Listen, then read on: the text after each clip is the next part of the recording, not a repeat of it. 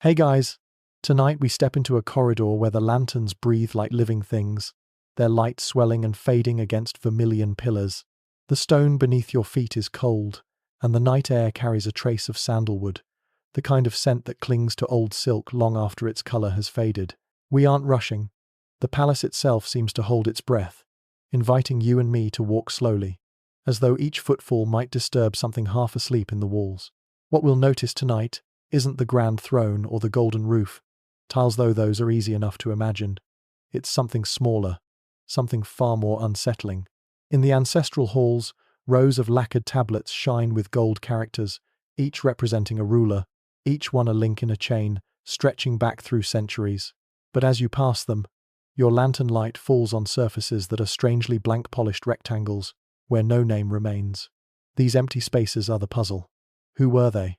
Why was their memory carved out as though it never belonged here in the first place? You might not even survive the silence of these halls, not because they threaten you, but because they swallow your thoughts whole. Do you dare find out why those names were erased? So, before you get comfortable, take a moment to like the video and subscribe, but only if you genuinely enjoy what I do here. And while you're settling in, tell me where you're listening from tonight, and what time it shows on your bedside clock. I always love to imagine how different corners of the world come together here in the quiet. Now, dim the lights, maybe turn on a fan for that soft background hum, and let's ease into tonight's journey together. We begin in the hush of the Imperial Archive, a chamber lined with cedar cabinets. The rafters above smell faintly of ink and resin, the scent of history itself. Each drawer holds documents, some preserved carefully, others suspiciously absent. You sense a rhythm here, different from the city outside. Out there, bakers knead bread at dawn, soldiers stand in formation, and storytellers keep wine stalls lively at dusk. But inside this archive, the rhythm is selection, deciding which stories will endure and which will vanish. Imagine the scribes, robes neat, brushes poised. They can exalt an emperor with a single stroke, or dissolve him into silence simply by not writing his name. The brush is both feather and sword. A dynasty can be remembered as seamless, not because it was, but because someone trimmed away the rough edges. And when a reign feels inconvenient, our child emperor, lasting only a season, a usurper whose claim disrupted, harmony's decision is made, the record is pruned, the name disappears. You run your hand over the wood grain of a cabinet, and you can almost feel the tension. One drawer bears the faint red seal of wax long gone, as though it holds a bundle too sensitive to destroy outright. Silence is not always emptiness. Sometimes it waits for discovery. And tonight, we will discover. But it isn't only the cabinets that hold secrets. The very city remembers differently. Coins with shy era names slip through hands. A temple stela bears faint scars, where a chisel once erased a title. A provincial ledger hesitates mid-sentence. Absence lingers like the echo of a voice you can't quite recall. Even when the dynasty wanted forgetting, the world itself conspired to remember. And so here we stand together, in a corridor where blank tablets glow faintly in lantern light. You might be wondering, whose names were polished away? Was it shame, politics, or fear that condemned them to vanish? We'll walk step by step, unfolding these silences like silk. Each erased emperor is still here in some form, waiting to be acknowledged. The hush grows deeper as the lantern sways. You sense we are at the threshold of one story in particular, a boy, too young for the weight of the throne. His name dissolved like ink in water. His reign lasted only months, and yet his absence is still felt in the polished gap on the tablet wall. And now, with the hall stretching before us, the air colder, the silence expectant, shall we step closer to meet the child who vanished too soon. The corridor of blank tablets fades behind us, and we step into a quieter chamber where the air seems younger somehow, as though the echoes here are lighter. The lantern flame trembles against the walls, and the shadows lean long, guiding us toward the story of a Boyan emperor who reigned only briefly, then dissolved into silence. You imagine him small against the weight of ceremony. Picture the day he was crowned, the palace alive with drums and banners, ministers bowing low, robes of red and gold unfurling like a tide. But at the center of it all was a child whose crown was too heavy, whose sleeves trailed far past his fingertips. He lifted his hand to grasp the jade scepter, and attendants had to steady him, guiding his fingers so the gesture looked proper. To the crowd, the illusion was perfect, a son of heaven seated on the throne. Yet beneath the gold embroidery, it was still a boy who might have preferred wooden toys to petitions. Dynasties are fragile when power fractures, and a child emperor offered a solution. He was a symbol of continuity, a breathing placeholder who reassured officials and calmed the capital. But symbols are brittle. Behind him, factions stirred, ministers whispering about who truly controlled the brush that signed decrees, eunuchs trading favors in shadowed corridors, relatives angling for influence. For them, the boy's reign was not destiny, it was opportunity. Some chronicles hint that his health was delicate, that fevers visited him often. Others speak more darkly, of medicine bowls laced with poison, of meals carefully prepared yet watched with too much interest. Still others suggest he was never meant to rule at all, only to keep the throne warm until another claimant could step forward. Whatever the truth, his reign lasted only months. Then, like ink spilled on parchment, his name blurred and disappeared. Official histories did not linger. They referred to him indirectly: the youthful sovereign, the interlude reign. His era title stamped on edicts was abandoned almost immediately. Later compilations smoothed the timeline so succession leapt seamlessly, as though he had never existed.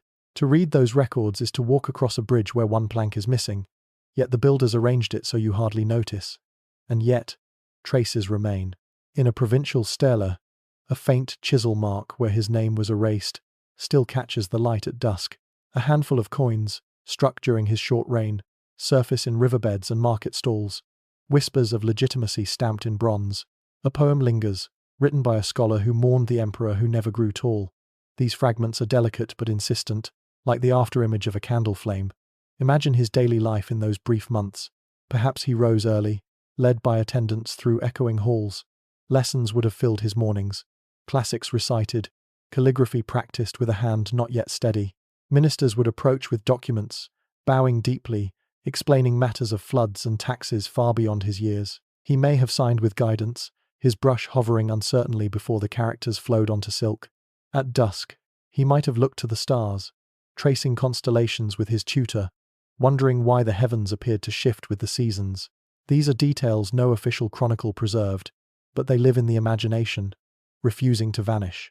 Erasure, you see, is never complete. The blank tablet in the hall is proof enough. It shines too smoothly, as though the act of removal left its own kind of inscription. The dynasty wanted to forget fragility, to erase any suggestion that the mandate of heaven could rest on uncertain shoulders. And so the boy emperor became a ghost in the archives present, not in words, but in absences, in omissions, in gaps that still hum quietly centuries later. You pause in this chamber, lantern light brushing across the polished wood. It is easy to imagine the boy's mother here, kneeling at night in silent grief, her hand pressed to her lips so no one would hear her sobs. Easy to imagine eunuchs gossiping about who might succeed, already shifting their allegiance. Easy to imagine ministers arguing in whispers just beyond these walls, speaking of the child not as a person, but as a problem to be solved. Yet to us, tonight, he is not a problem. He is a reminder. Power can sit on the smallest of shoulders, and history can decide whether to record or erase. But the human moments, the toy soldiers, the starlit questions, the soft weeping of a parent, those linger, even when the ink is scraped away. The silence deepens, and with it, a question stirs. If even a child could be erased so thoroughly, what of those who dared to seize power outright? What of the usurper whose flame burned briefly, then was deliberately smothered by the dynasty's brush? The lantern quivers as we move deeper into the archive, and the air grows heavier, charged with a different kind of silence. This is no child's story now. Tonight we meet the usurper, the man bold enough to claim the throne for himself. He was not fragile. He was not an accident.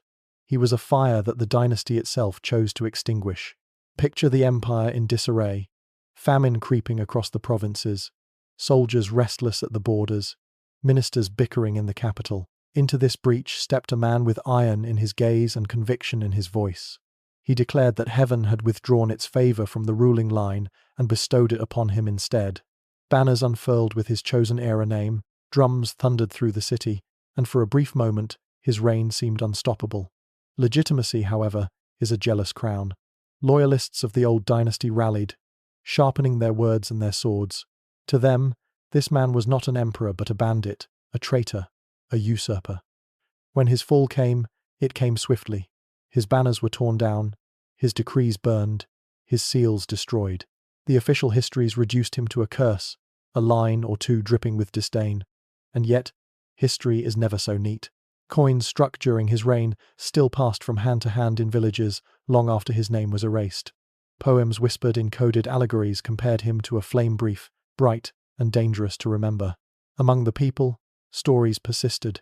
How he had brought grain to the hungry, how he had enforced discipline among unruly soldiers, how he had imposed order where chaos threatened. His reign may have been short, but it left marks the dynasty could not fully scrub away. Imagine him in the throne hall, gripping the carved armrest of a dragon chair not truly his. The hall is dim, shadows stretching like conspirators across the floor. He must have known each hour might be his last. Was he desperate?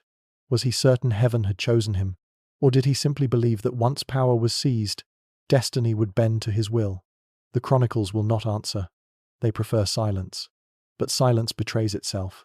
If he had been insignificant, if his reign had truly been meaningless, the scribes would not have bothered to erase him with such care.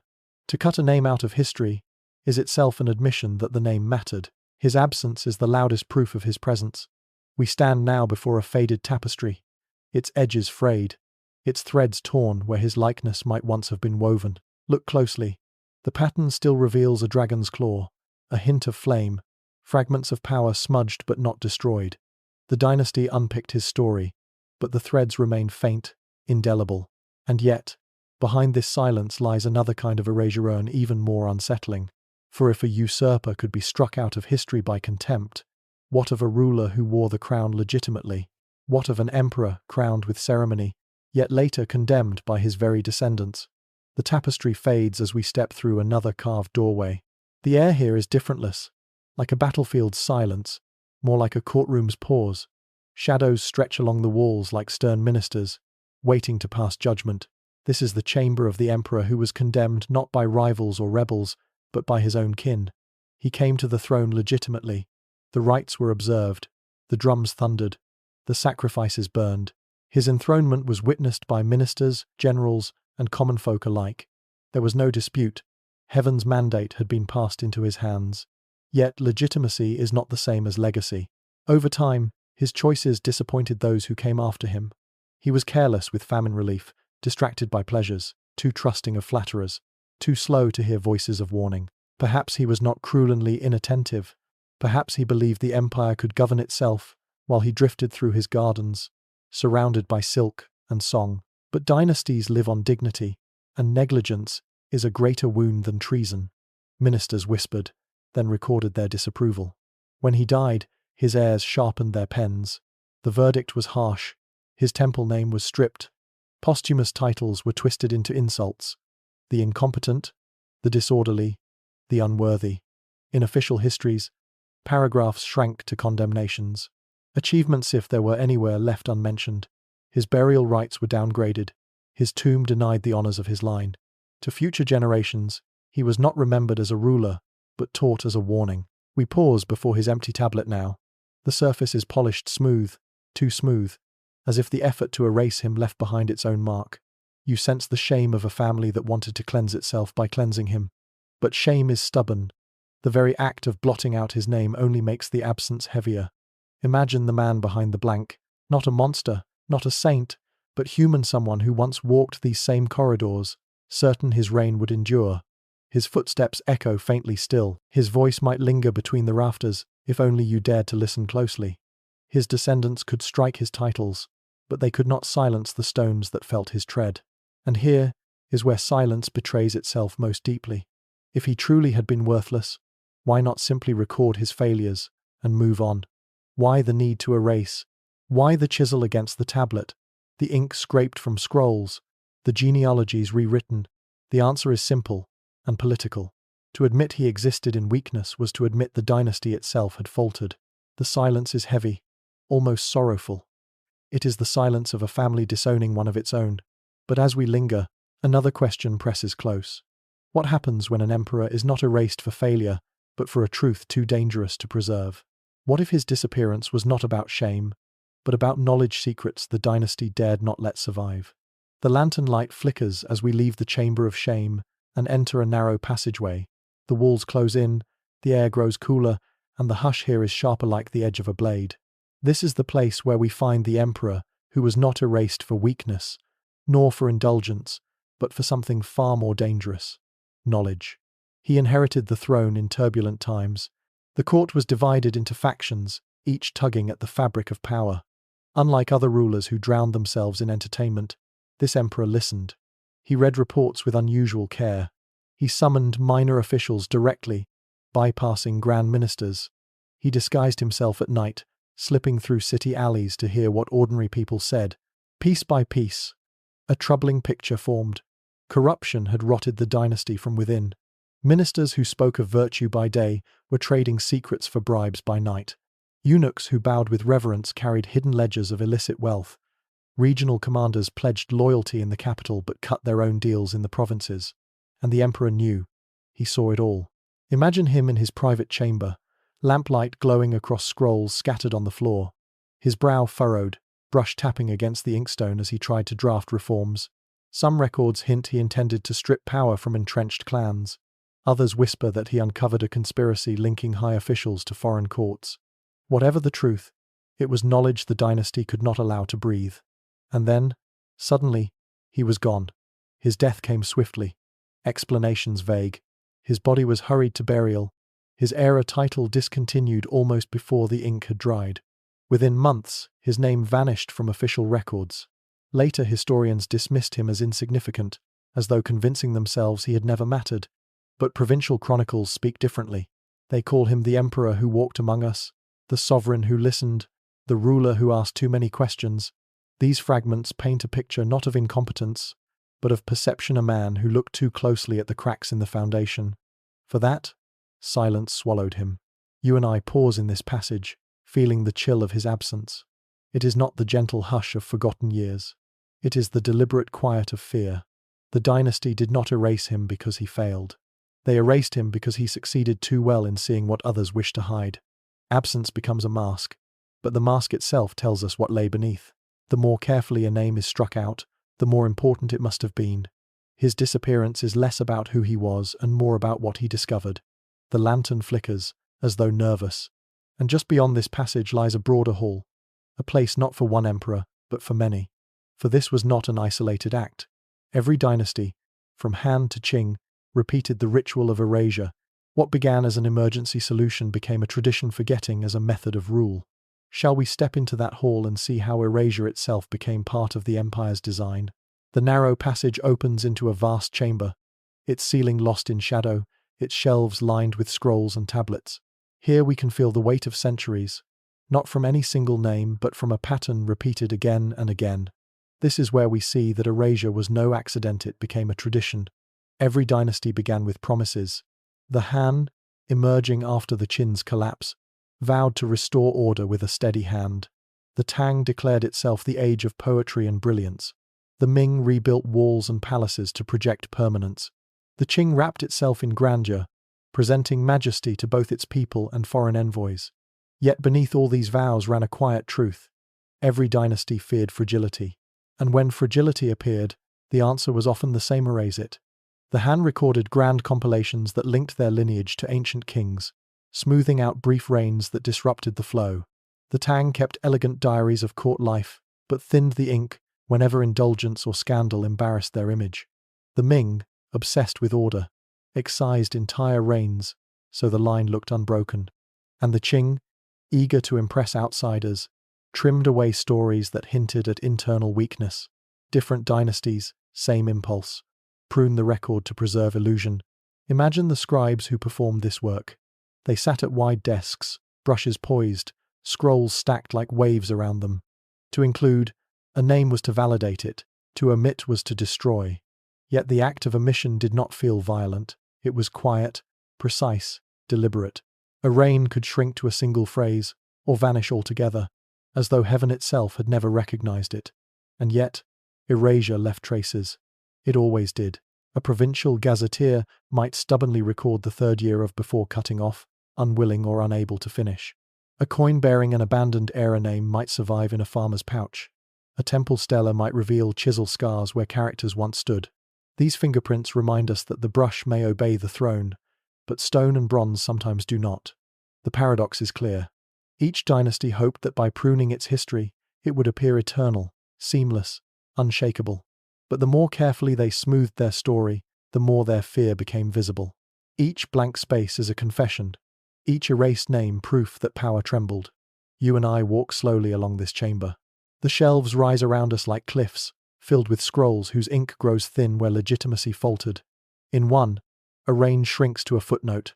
In another, years leap forward, as if no ruler ever sat between. The historians were not careless. They were exact.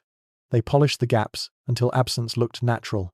And yet you can still feel it, can't you? The hum beneath the silence, the memory pressing against its mask. It is impossible to walk this hall and not sense that something has been hidden. The tradition of forgetting was itself remembered in the very way it was practiced. We pause before a great lacquered door at the far end of the chamber. Its surface is scarred with scratches, its iron bindings cold under your hand. Behind it lies not the story of a single emperor, but the culmination of all these silences. If we open it, we will not meet one figure but many, standing together in a hidden council, the court of the forgotten. Shall we step through and see what awaits in the gathering of vanished emperors? The lacquered door yields with a groan, and we step inside. At once the air grows colder, sharper, as though it has been sealed for centuries. This is no archive and no shrinate. Feels more like a gathering. You and I have entered what can only be called the court of the forgotten. In the dim lantern glow, shapes appear.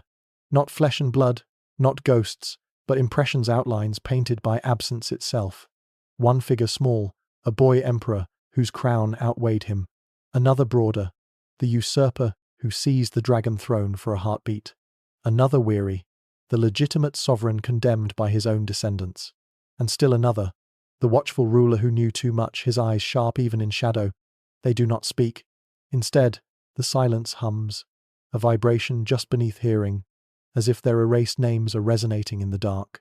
Standing here feels like standing at the edge of an underground river. You cannot see the water, but you feel its current tug at your thoughts. Remarkably, together, they form a kind of council.